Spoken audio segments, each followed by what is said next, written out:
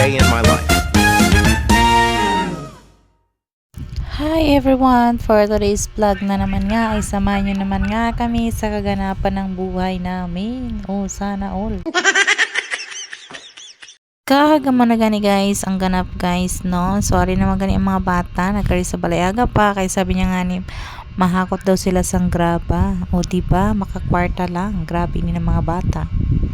Kaya na nila buhayon ang sadiri nila. O diba, sana all.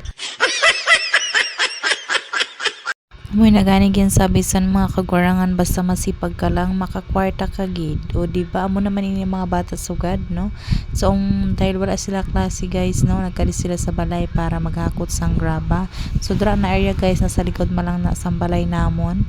And then nina siya nagraba ginhatag na sa amon guys, sa gamon na nila sa nopisyon no pinangwa na kay mapasol daw sila. O diba?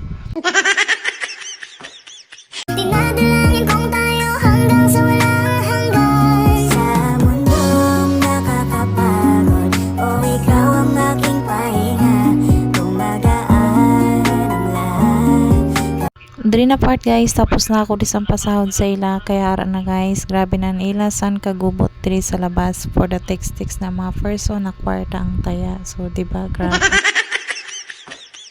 Dito sa isang gabing nakakapagod, o ikaw ang aking pahinga. Gumagaan ang lahat kapag nasisilayan ka na. Kaya wag nang mangamba, walang dapat. Kagisingit ko nini guys, anali ako sa Masbate, no? So pag-abot naton, may meriendaran sila, kaya gipamerienda ko na ini ng kabataan. Kaya nagdagsa diri sa balay, kaya for the good.